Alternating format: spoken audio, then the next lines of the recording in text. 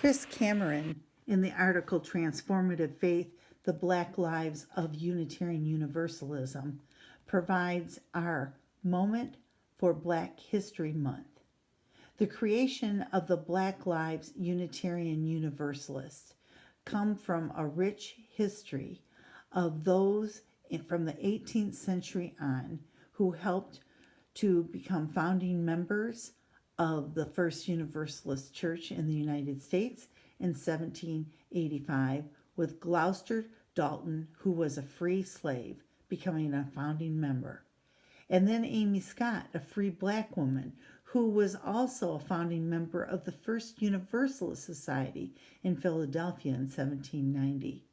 Egbert Ethelred Brown founded a Unitarian congregation in Jamaica in 1908 and then moved to Harlem, where he assembled the Harlem Unitarian Church in 1920. And then in 1947, Louis A. McGee founded the Free Religious Fellowship in Chicago, a Unitarian church that is still in existence. Along with these pioneers, now we continue to work with Black members of the congregation around the country as our denomination moves forward with Black Lives Unitarian Universalist, creating a movement that brings together the politics of the broader religious ideals of our denomination and the current need to make major changes so that faith and politics can create a more just and safe world for all. There is much work to be done. Hopefully, many of you will do more research about Black Lives Unitarian Universalism so that this congregation can continue to have deeper discussions as we move forward together.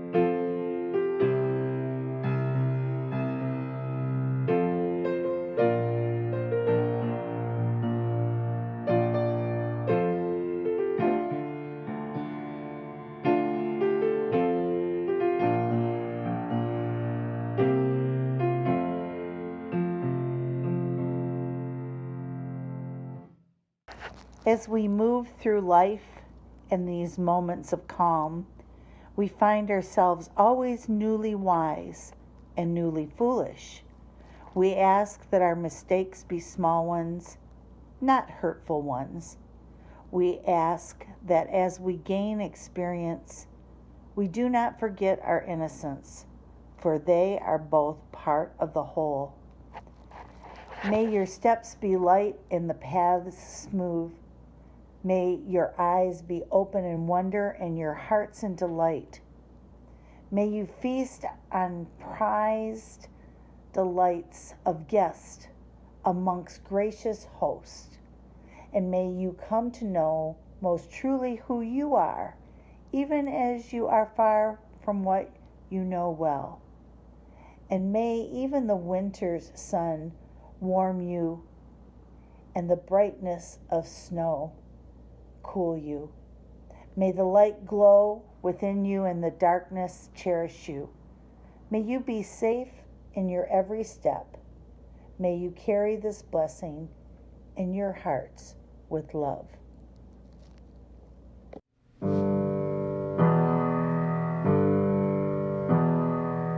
Sing me a song of a lad that is gone, sacred that lad beyond.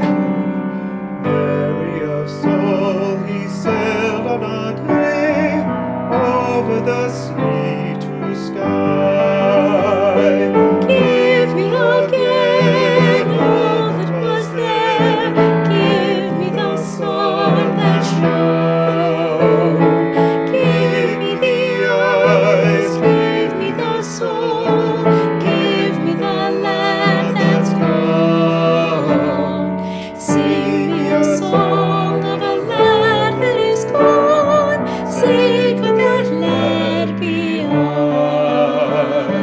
Merry of soul, he sailed on a day over the sea to sky.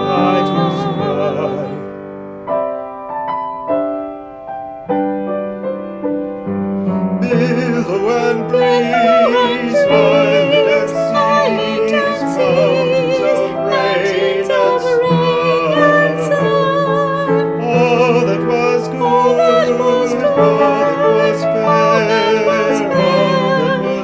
that was me is gone. Sing me a song of a land that is gone, sacred that land beyond. Merry of soul, he sailed on over the sea. Over the sea, over the sea,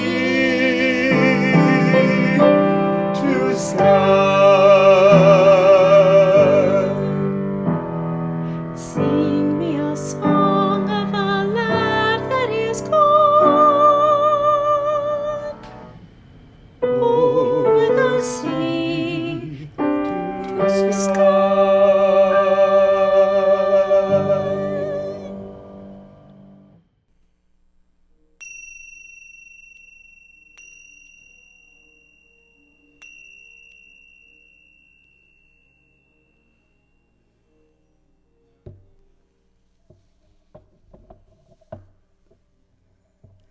Love and the many definitions and feelings of love keep our worlds going round and round in hopeful and sometimes challenging circles. Today we will move around, about, inside, and out of the concept of love. Romantic love, eros, agape love, love of humanity, and words of love, keeping the dance of intimacy alive. Love is a great mystery which we all partake in. Buddhist Kirpal Singh said that love is like an ocean without shores. You have to jump in and you never come back just the same. You have to almost give up your life so that you can have this renewed life after this experience. This isn't a path for cautious people. Romantic love, or eros, is one of the types of perspectives that many of us think of when we first think about love. We enter into an inner ideal, a world that gives us the gift of putting on a special set of glasses. The lens of our love glasses allows us to see our beloved without fault, amplifies the tender, unique qualities of the individual we are in love with. Robert A. Johnson, Jungian analyst, has written books called He, Understanding Masculine Psychology, She, Understanding Feminine Psychology, and We, Understanding the Psychology of Romantic Love. Johnson states that we are confusing two great psychological systems within us when we use love and romance synonymously. Rilke says, for one human being to love one another, that is perhaps the most difficult of all our tasks. The ultimate task, the work for which all other is but preparation. Love is at first not anything that means merging or giving over or uniting with another. It is rather this high inducement to each individual to ripen and become something in themselves, to become the world for yourself, but for another's sake.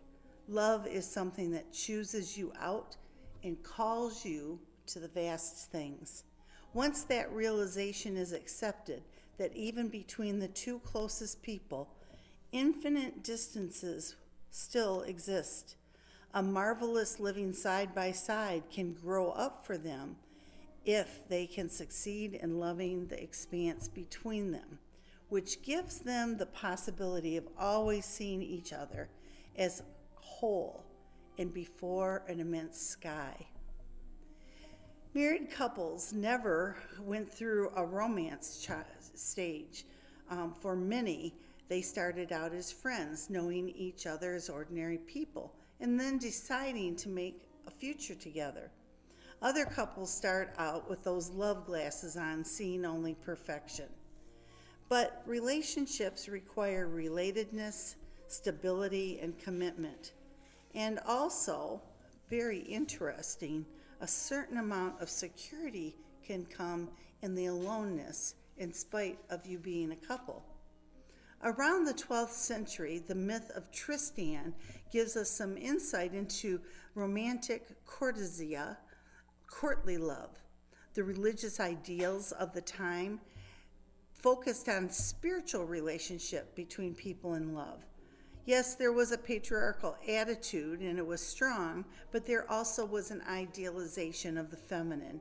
Tristan, who was a rough knight, was taught to worship the universal feminine. And Isolde was symbolizing all of her traits of the feminine. He had those famous glasses on.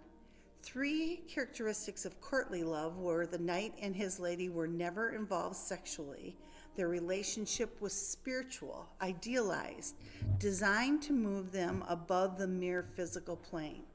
And the couple was not to be married. The lady was often married to another.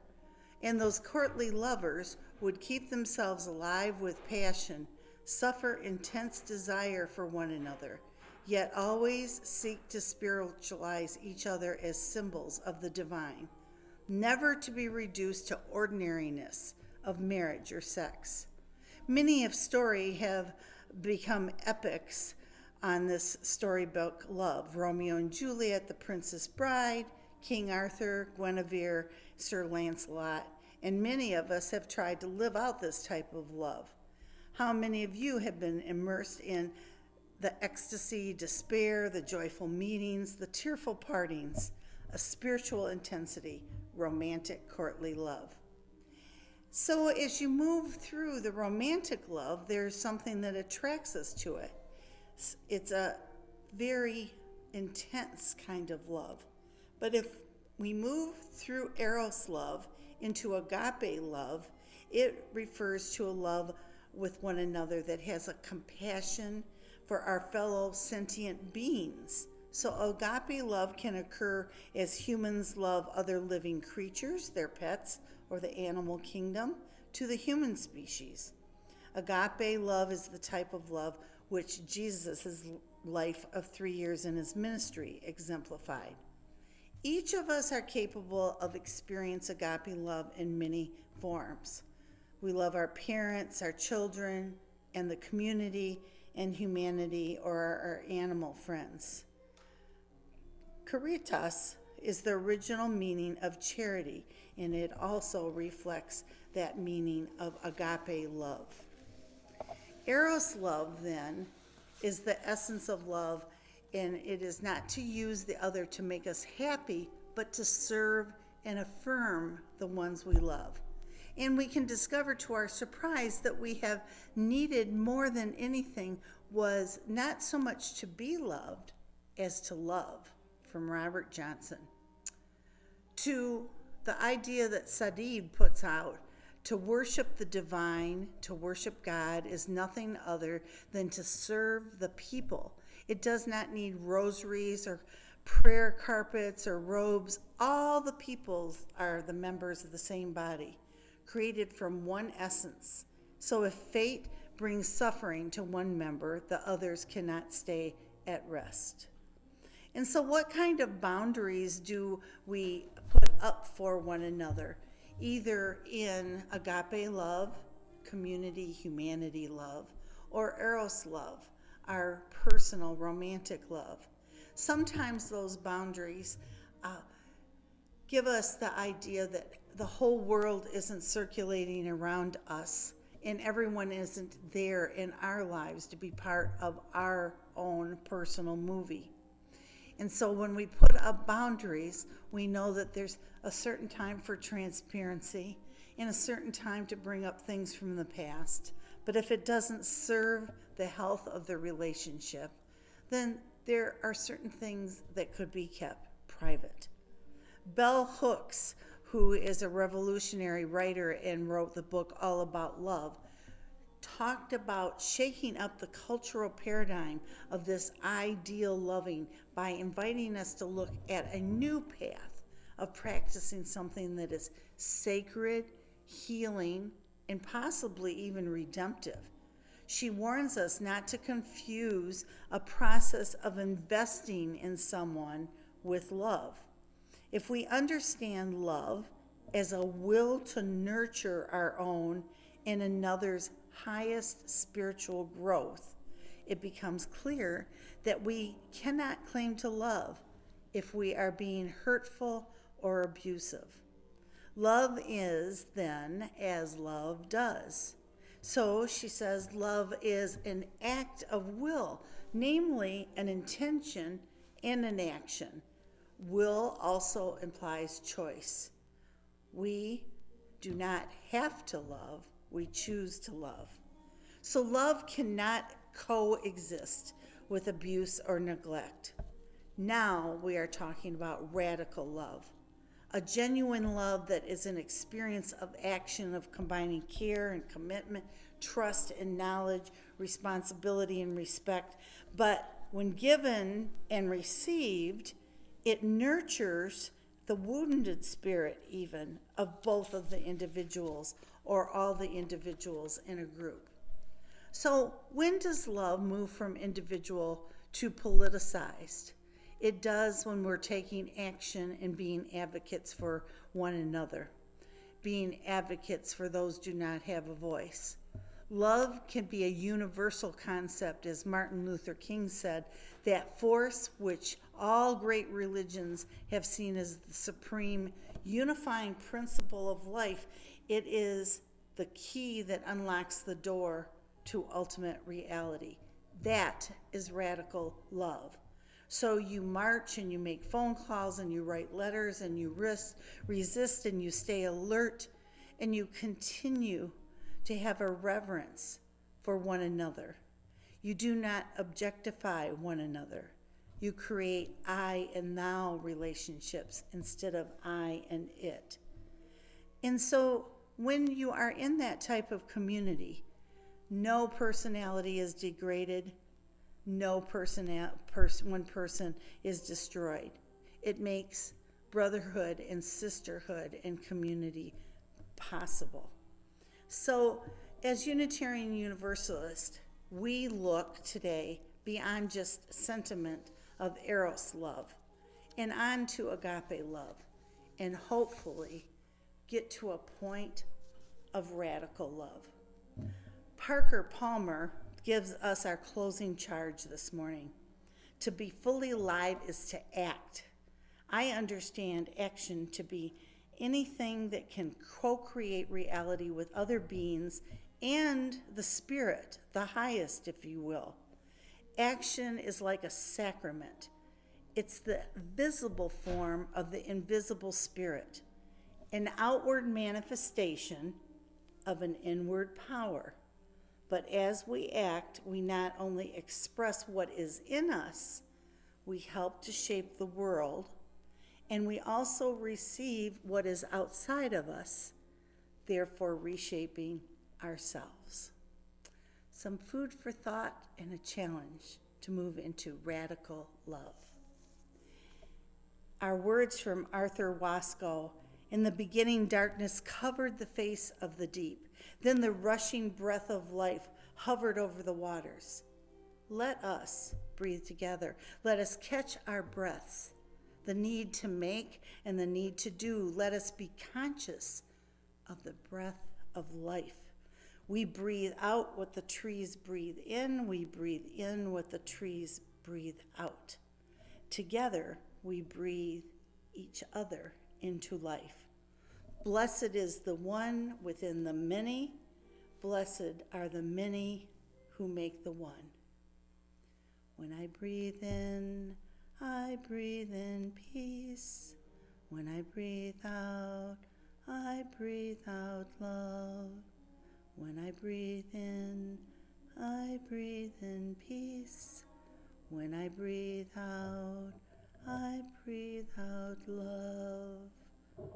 When I breathe in peace. When I breathe out love.